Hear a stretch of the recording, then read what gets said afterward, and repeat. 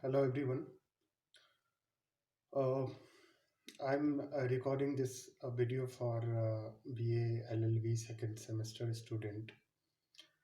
Uh, in this lecture, we are going to talk about Max Weber's understanding of capitalism, rationalism, and sociology of law. In last lecture, um we already talked about bureaucracy, ideal type, practical domination, political domination, that is to say, authority, and types of social action, so on and so forth. Uh, the concept of rationality is very important for us because it really helps us to understand jurisprudence and philosophy of law for that matter. Uh, you know, rationality uh, makes us free from the vices of irrationality, like bias, dogmatism, faith, emotionalism. These are vices of irrationality. Rationality is very important as far as every day of life is concerned. I would say rationality is the policy to act according to reason, and the action which is oriented according to the reason is a very important aspect of modern life. The objective of this lecture is to outline Max Weber's view on rationalization and capitalism. We are quite familiar with this concept of capitalism. We were discussing the concept while we were having class of Karl Marx and his model of social change. As far as uh, Marxian understanding is concerned, Marx criticized capitalism a lot. He says, crisis of modern life is basically a crisis of capitalism because the production of capitalism is for sale rather than for self use. And finally, it creates alienation, the fragmentation of self among the laborers. The existence of a market where labor power is bought and sold, exchange takes place through money, and this would lead to the commodification of labor. So, the logic of capitalist development involves a relentless effort to increase profit through the commodification and sale of more and more goods and services in the cost of exploitation of labor. Just remember the film of Charlie Chaplin that we watched during my lecture, how fragmentation of self leads to dissatisfaction among the workers. That film makes us aware about the crisis of modern industrial life. The capitalist controls everything in society through competition and ideologies. Although Marx predicted the day will come when all the workers around the world would fight against this unjust system. Therefore, revolution is inevitable, socialism is inevitable, and communism is inevitable. But Max Weber has very different approach towards capitalism. Max Weber views this capitalist system as a manifestation of realization of rationalization of society. Modern societies are marked by an increasing influence of purposive rational action and a relatively loss of traditional actions for that matter. As far as the conception of rationality is concerned, Max Weber was not concerned with psychological differences among persons. To him, rationality is a property not of individuals but of the social order. This is a very important point because Max Weber understands social orders through the very understanding of social action, right? So the analysis of rationality has also the important of social action, which is oriented with the region. As far as the conception of Weberian model of capitalism is concerned, according to him, he named capitalism as rational capitalism. And capitalism is a unique Western development. By Western, we refer to West Europe and North America.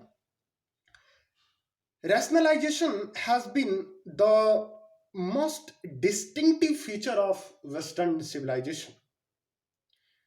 The emergence of science, democracy, the emergence of law, jurisprudence, so on and so forth happened in West. Rationalization means an attempt by human to control the environment by organizing and coordinating human activities in a certain regular and predictable manner. So the seed of science exists in the notion of rationality, and rationality dominates the world as far as the modern life is concerned, as far as the modern society is concerned. You know, the very difference between traditional society and modern society is the traditional society was based on faith, ruled by customs, ruled by religion, and the modern society is based on region, ruled by law, right? Dominated by reason. You must have remembered the French philosopher René Descartes' quotation that I think, therefore I am. That was the very revolutionary statement of Enlightenment movement. Enlightenment movement that we already studied in first semester, means the world is dominated by reason, not by trust or faith. So rationalizations has social institutional structures that proceed that produce actions based on reason, calculability, predictability, and efficacy. Rationalization process may be found also in the domain of law, arena of culture, aesthetics, arts, and so forth. Through the use of science and technology, written rules, and laws, human activity is systematized. And this systematization is done by the process of bureaucracy, right?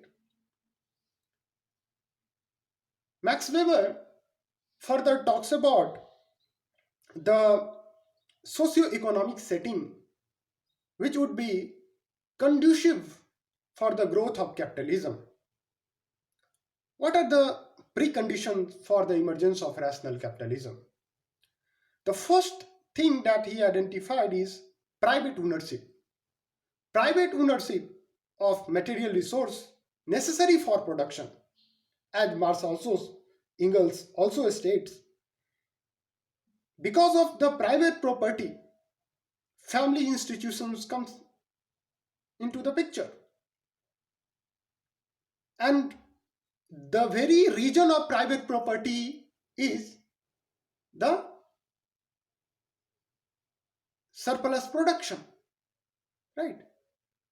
So surplus production leads to the private property as far as the Marxian understanding is concerned. And this private property creates social divisions, creates class in society. But for Max Weber, private ownership of material resources necessary for production, the ownership of the means of production by private producers enables these producers to organize a business or uh, entrepreneurs or enterprise. They can assemble the means of production and initiate the production of commodities because of their ownership. Second important thing is which led to the growth of capitalism is free market. Free market is the thing that was advocated by many important thinkers. Even Adam Smith also advocated the importance of free market as far as the growth of capitalism is concerned. Weber also states there should be no restriction on the flow of the trade. The political situation should be more or less peaceful. This will allow economic activity to go on undisturbed. When we are in coming lecture, we are going to understand the logic of capitalist development, the emergence of globalization, the process of globalization. There, we are also going to understand or acknowledge the importance of free market in terms of the development of globalization. The third important thing that Weber states in terms of the rational growth of the rational capitalism is the rational techniques of production and distribution of goods. This includes the use of machines to speed up the production and the application of science and technology in production and distribution of commodities so that the greater number and variety of goods may be produced with maximum efficacy. Fourth important thing which gave rise to the emergence of capitalism is rational legislation. Rational legislation, Max Weber states, there should be a system of laws which apply to all the members of the society, and this would simply the making of economic contract. Each individual would have a certain legal obligations and rights which would be codified or written down. In addition to that, he also states the importance of free labor force and commercialization of economy. Commercialization of economy is very important as far as the growth of capitalism is concerned. To make rational capitalism possible, there must be opportunity for everyone to participate in an enterprise. Individuals can buy a stock, share bond, etc., and thou becomes a part of enterprise. If you remember Karl Marx's logic of social change, how the changes in the mode of production changes the social relationships and changes the nature of class structure in societies subsequently. Marx explained social change in terms of change in the mode of production, primitive society to feudalism to capitalism to socialism to communism. Max Weber views social change basically not just economic terms, but he takes into account other factors like culture and political ones. So, what are the factors contributing to the growth of rational capitalism? First, he talks about the economic factor. Max Weber mentioned the gradual separation in Europe between the households and trade or business. The process of a small scale domestic production of items for self consumption gives way to mass production in factories.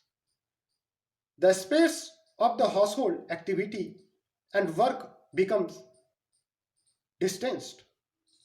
The growth of transport and communication also contribute to rationalization of economy.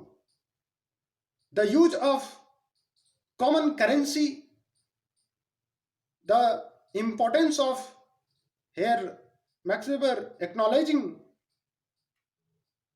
the importance of money economy and the practice of bookkeeping means managing the records of costs and benefits make economic transaction easier, right?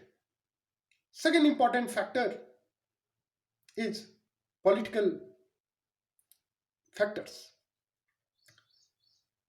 The rise of the Western capitalism is closely connected with the growth of bureaucratic rational legal state.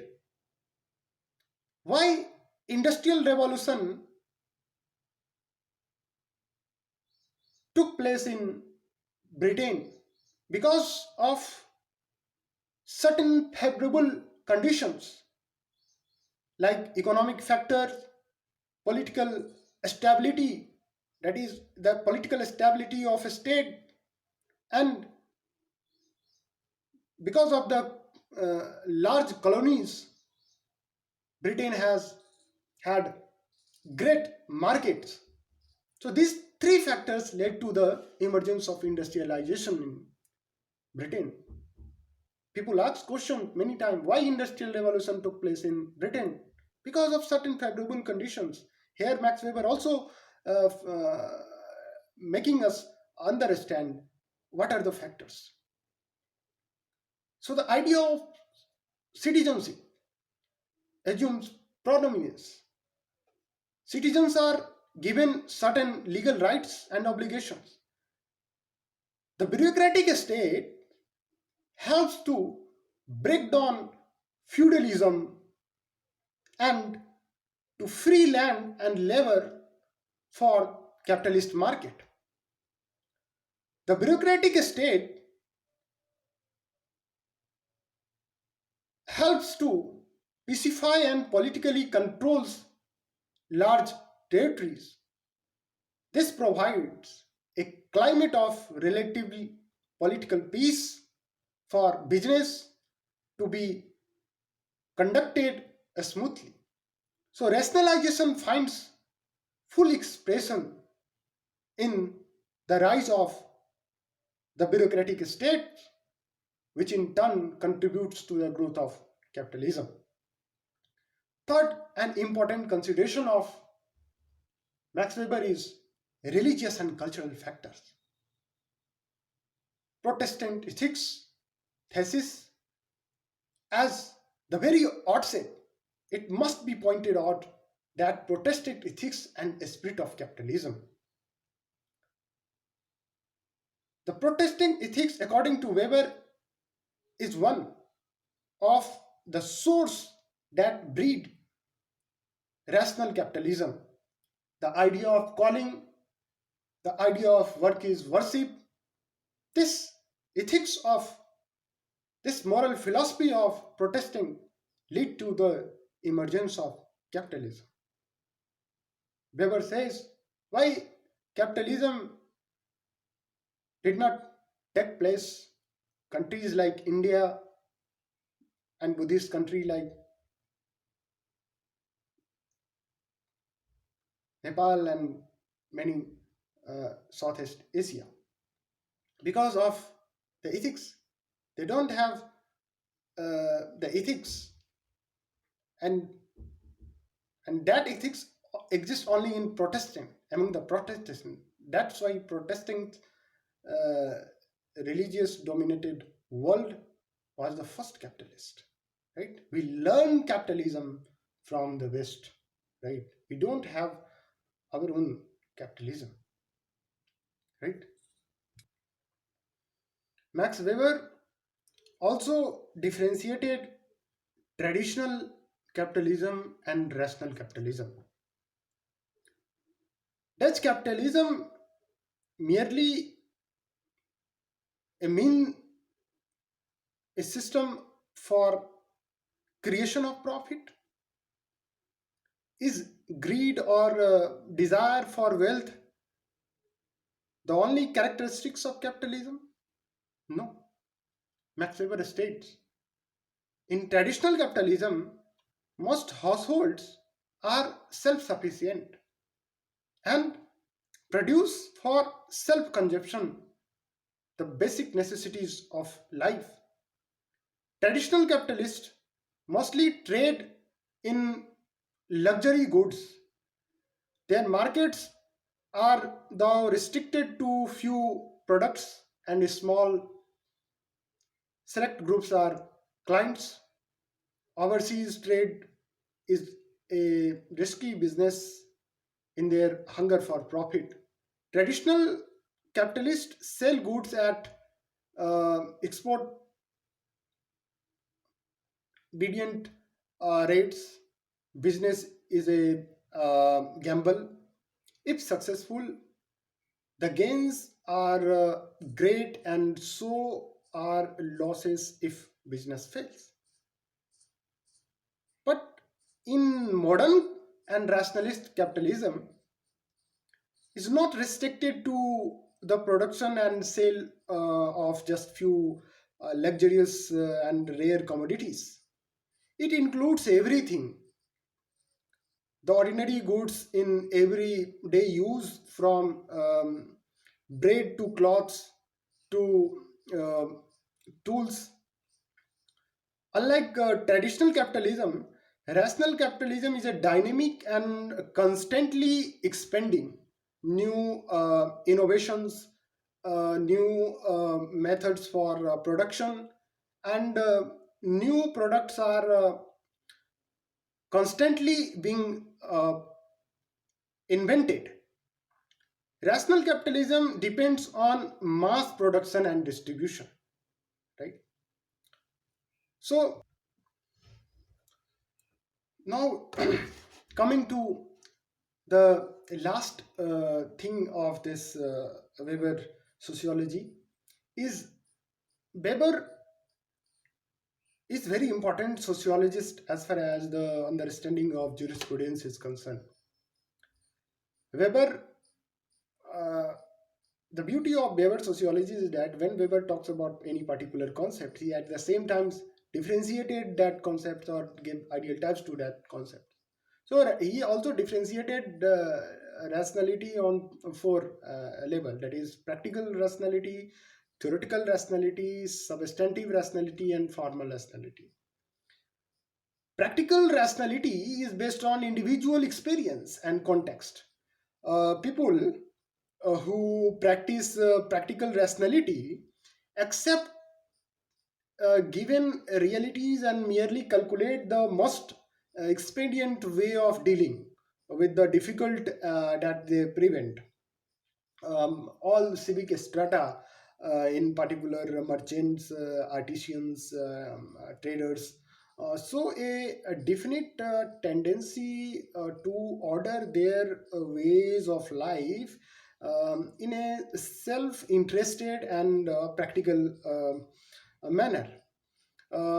This leads people to distrust all impractical values, either religious or secular. This type of rationality exists as a manifestation of man's capacity for means and end relationship. The second type of rationality is theoretical rationality. Unlike practical rationality, theoretical rationality does not assume action will be taken.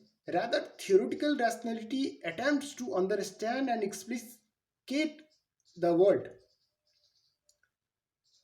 This type of rationality involves a conscious mastery of reality through the construction of increasingly practice abstract concepts rather than through the action. Max Weber um, discovered a great variety of systematic thinkers who practice this type of rationality in the earliest stage of history, um, like ritualist priest, like tantric or bhagat, in villages. They sought abstract means of taming nature and supernaturals.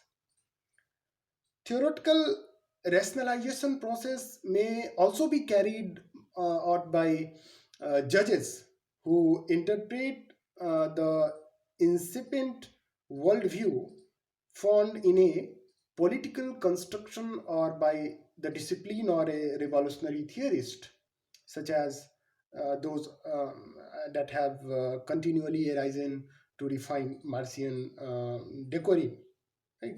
Like the judges in Soviet state follow Martian understanding of reality.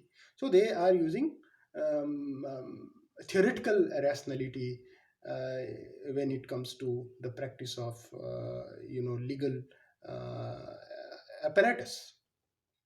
The second important category of rationality is um, substantive rationality. Like practical rationality, through unlike the theoretical rationality, substantive rationality directly orders action into patterns. Substantive rationality involves the consideration of numerous cultural, institutional, and personal values. For example, friendship, right? Whenever it involves adherence to such values, as loyalty, compassion, love, mutual assistance, constitute a substantive rationality. Communism, feudalism, Hodism, egalitarianism, Calvinism, socialism, Buddhism, Hinduism, and the Renaissance view of the life, no less than all aesthetics notion of the beautiful, are also example of substantive rationality. And we practice this rationality in everyday life. So we are done with practical rationality, that is pragmatic rationality, theoretical rationality, substantive rationality, and last but not the least is formal rationality. Formal rationality defi- is founded on the very understanding of bureaucratic institutions. Formal rationality embraces the norms, rules, and laws of economic, legal, and scientific organizations. And with the rise of rational structures within the church, even religion has been has become subjected to the formal rationality. So the modern life is nothing but the manifestation of formal rationality, right? Whereas practical rationality always indicates a diffuse tendency to calculate and to solve routine problems by means and in relationship patterns of actions in reference to pragmatic self-interest. Formal rationality ultimately legitimates a similar means and in relations calculation by reference back to universally applied rules, laws, and regulations. As far as Weber's understanding of law is concerned, Weber differentiated two types of law: formal law, substantive law.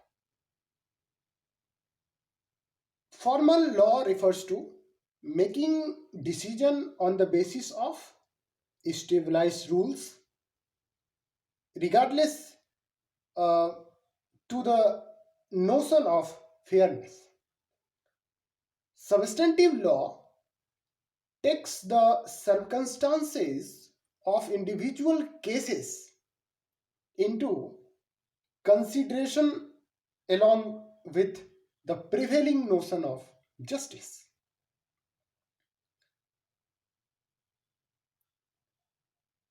And these two distinctions creates four ideal types, which are seldom, if ever, attained in the in their pure form of specific societies. First is substantive irrationality. This exists when a case is decided on some unique religious, ethical, emotional, and political basis instead of general rules. So we have Ayodhya verdict. Just go through the Supreme Court decision on Ayodhya, uh, and you will find the application of substantive irrationality. Second is formal irrationality. This involves rules based on supernatural forces. It is irrational because no one tries to understand or clarify why it works, and formal because a strict adherence to is required to produce the 10 commandments, for example, were enacted in a formally irrational law, right? Substantive rationality, this is based on the application of rules from non-legal sources such as religion, ideology, and science. It is Rational because rules are derived from specific and accepted sources, and substantive because there is a concern for justness and of the outcomes of an individual cases, right? And last but not the least is formal rationality. This involves the use of consistent logical rules independent of moral, religious, or other normative criteria that are applied equally to all cases. An example of this is modern American Western law. In general, Weber argued that modern law is rational, whereas traditional law was much less rational in that it did not follow logic and general rules, right? So we are all done with this concept of Max Weber's sociology of law. If you have any problem, just text me. I will give examples and will make you understand as simply as possible. Thank you.